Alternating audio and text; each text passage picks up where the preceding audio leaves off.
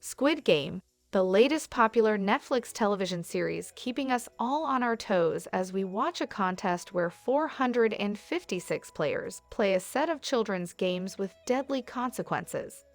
I urge you to keep your lungs filled with air because this video is full of spoilers. Keep watching if you want to know what this game show is about. And with the last spoiler warning, let's get this video started. Before the games even start, we meet our main character, Seong Gi-hun. He was broke and destroyed his life with his gambling addiction. Because of his personal and financial life situations, his wife also left him and he was in debt. One day, a mysterious man lured him into playing a simple game. He said if Gi-hun wins the game, then he will give him 100,000 won. If he loses, since he has no money to pay, he will take a slap in the face. Then, the two play countless rounds. Gi-hun takes so many slaps on his face, but in the end, shockingly, Gi-hun wins. A creepy van picks up Gi-hun and gasses him. When Gi-hun wakes up, we see him and many others wearing green tracksuits with numbers on them. The numbers 456 are shown to be Gi-hun's assigned number. After some time of confusion, the three game rules are explained and all players sign a contract. The first game begins, and it's a rendition of red light, green light. The players are led onto a large playing field where we see a sandpit with a giant robotic doll in the distance and a finish line. The rules of the game were simple, but later they realized that being eliminated from the game actually means you are slaughtered on the spot. This is where the game becomes interesting. As most players now understand, they are literally playing to stay alive. The timer was running out and Gi-hun had still not reached the finish line. Luckily, he manages to cross the finish line with some help from player number 199 at the very last second. The second episode begins at the end of the grisly aftermath of the first game. Only 201 people have survived the first round, and the remaining players plead to end the game. Sang-woo reminds the guards of Clause 3, which is, if the majority of the players votes to stop playing, then the games will be terminated. Before the vote, the prize money is counted up. The vote comes down to the wire, with player 1 casting the deciding vote. He chooses not to keep playing, ending the games completely. Before they were dumped back into their old lives, a mysterious masked man tells them that there could be another opportunity to play in the near future if they change their minds. Back to their miserable lives, Sang-woo has an arrest warrant out for him because he is 600 million in debt. Ali and his family have their own financial crises. Player 1 has a brain tumor. Deok-soo had a bigger boss after him, and Gi-hun's mother is in the hospital and needs surgery. Gi-hun goes to the police station to recant his real yet bizarre story, which is not believed at all by the cops and instead draws concern over his mental well-being. The number on the business card even connects to a random woman who seemed to be unconnected with the games. While Gi-hun is in the police station, Detective Jun-ho arrives, overhears his story, and notices the peculiar card. Jun-ho's brother has mysteriously disappeared, and after some investigation, it turns out he may have also participated in the game. Jun-ho approaches Gi-hun and asks for help, but Gi-hun does not cooperate. In an unexpected turn, due to the players re-encountering their pressing life troubles after being released, most of the main characters, including Gi-hun, decide to re-enter the games once more, willingly entering the van and allowing themselves to be transported unconsciously to the game site. We end this episode with Jun-ho watching Gi-hun enter the van and tails them in his own car. In episode 3, all the vans carrying unconscious players arrive at a port, where they are loaded onto a ship. Jun-ho manages to sneak in by choking one of the workers and taking his uniform. Finally, someone capable may expose this game. We also gain insight into the masked workers, who also follow strict rules and could be as scared as the players. The next day, everyone forms teams to help each other during the games, but player 67 has no interest. She instead sneaks into the vents to find out about the next game. While in the vent, she sees the workers melting sugars, but isn't sure what to make of it. Sang-woo convinces her to divulge this information to him. After breakfast, they are taken to a children's playground, which is where the next game will take place. Sang-woo has a childhood flashback and figures out what the game will be, but keeps it a secret from his teammates. The game is revealed to be one in which players must perfectly cut out a shape from a honeycomb candy. Each player is given a case containing a circular piece of sugar honeycomb printed with one of the 4 symbols: a star, circle, triangle, or umbrella, the hardest shape of all. Each player has to cut out their shape with a needle without breaking it. Ki-hun chooses the umbrella after following Seung-woo's orders, while Sang-woo effortlessly wins due to picking the easier shape, the triangle. Player 67 follows Sang-woo's lead and also passes easily. Player 199 also makes it, but Ki-hun once again is close to losing. As he nervously sweats on the honeycomb, he gets an idea to melt it by licking from the back, thinning the outline so he can more easily remove the umbrella. Player 1 and many others begin to copy him. Ki-hun wins this round with seconds to spare and breaks down in tears. A losing player threatens to kill a worker and demands he removes his mask. The worker takes off his mask and is killed by the frontman. Jun-ho steals the dead worker's mask. At the start of the 4th episode, all survivors were still reeling from the latest sugar rush. Deok-soo and his squad have adopted the role of the bullies, smugly dining away in the corner, even as a few other players complain there's no food and water left for them. As a starving player confronts Deok-soo, he gets beaten to death. As player 111 is told later by the staff, this was intentional, designed to stoke up rivalries between the players. Oh, and by the way, player 111 has been getting clues from the workers for helping them sell the organs of dead players. The workers inform player 111 if he wants any chance of survival, he has to align himself with the strongest group. When lights are turned off, all hell breaks loose. Players begin brutally slaughtering one another, and about 27 players get stabbed to death. After quite a show, the lights return, the workers enter, and everyone is brought under control. It turns out, only 80 players survived the chaos. The very next day, it was time for the next game. This one requires a team of 10 and has a time limit of 10 minutes. All players manage to form teams, but Ki-hun's team is short of players, and suddenly Han-mi New volunteers herself into their team. The game turns out to be a tug of war. Thanks to player 1's experience and superior strategy, the team is off to a good start. Everyone arranges from left to right, their feet forward, and rope under their armpits. At the start, they wait, holding their position, until they sense weakness, and then they capitalize. It almost works, but not quite. Sang-woo comes up with a last-minute idea and advises they all take 3 steps forward, closer to the edge, to catch the other team off guard by making them trip and fall. It's a risky gambit, but luckily it works and they win. Episode 5 focuses on the corrupt inner workings behind the workers and their plans. We see how they mark some coffins for the purpose of illegally selling organs.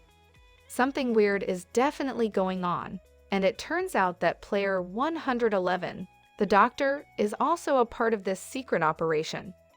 The workers are able to deceive those in charge by dropping the marked bodies and pretending to burn them in the incinerator. These bodies drop to a secret chamber where player 111 surgically removes the organs. Jun-ho is disguised as masked worker number 29, one of the workers also involved in this illegal operation. Jun-ho and worker number 28 are sent off to transfer out the organs from the island and sell them. As they're getting ready to leave the island, number 28 confronts Jun-ho as an imposter, and he ends up killing worker number 28. He then goes off to search for his brother's details in the front man's office through a secret entryway worker 28 told him about. We then see player 111 asking for the intel on the next game, and he becomes irate when the workers inform him they have no idea what the next game will be. He then kills one of the staff members and runs to the honeycomb playfield. There, the other staff member tries to reason with him, but suddenly, the front man shows up behind them. He says he does not give a damn about them selling body organs, but is instead concerned about the rule of fair play, and they all violated this rule. Player 111 and the staff member get killed by the front man's workers, and they begin looking for number 29. Jun-ho finds where all the game's files are hidden, and as he looks for his brother's details, it turns out his brother was the winner from the games played in 2015. Episode 6 starts off as the next game begins. Jun-ho takes photos of all the evidence in the archives. A phone call brings front man back.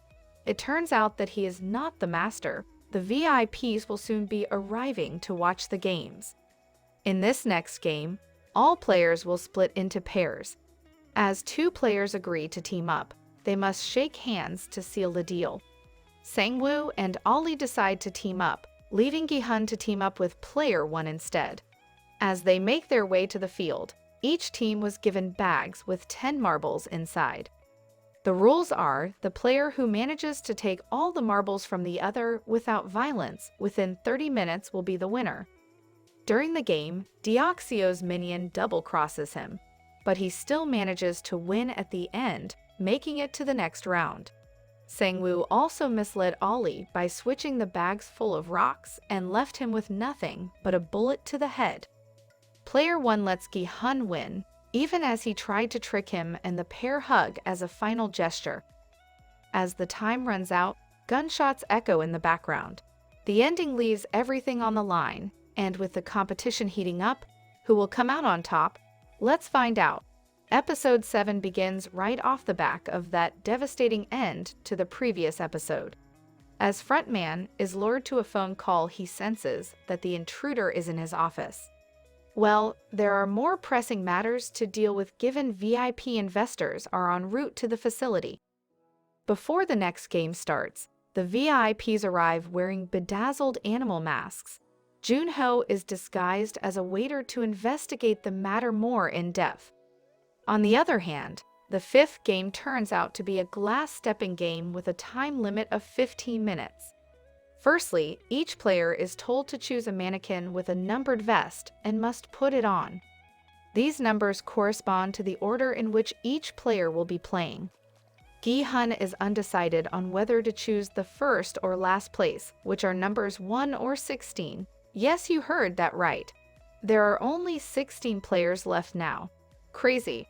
But thanks to player 96, Gi-hun ends up with the number 16.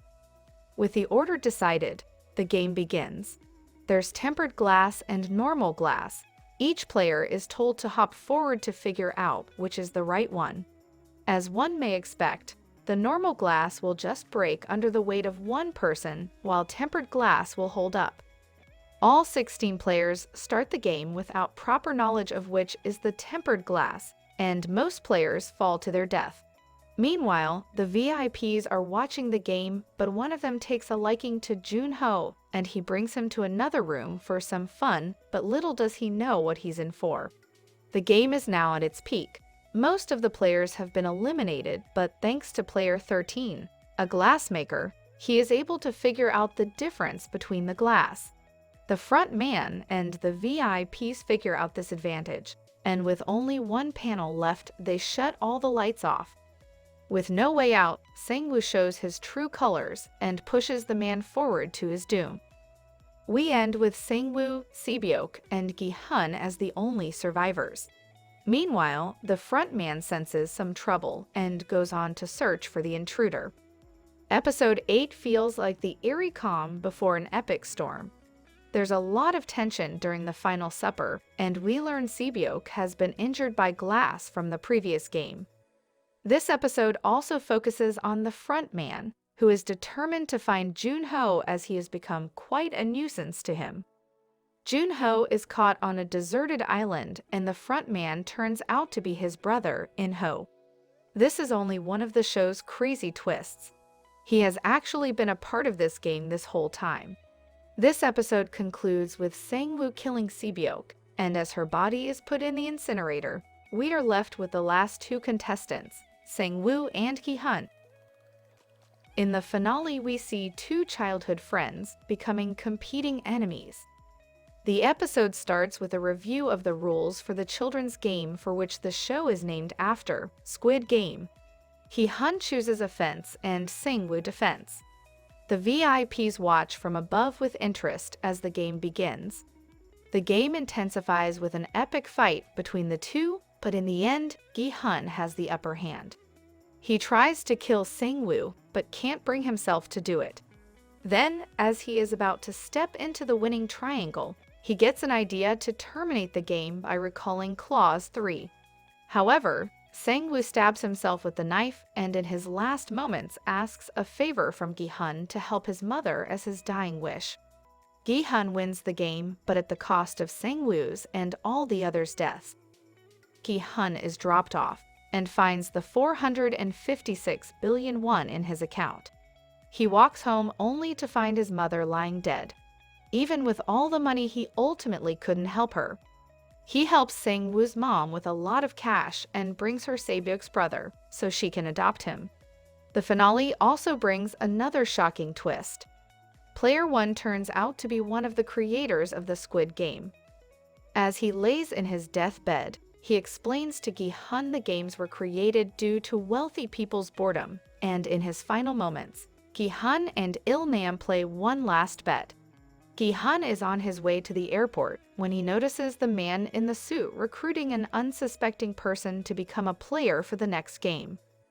Gi-hun runs but is unable to catch the man in the suit.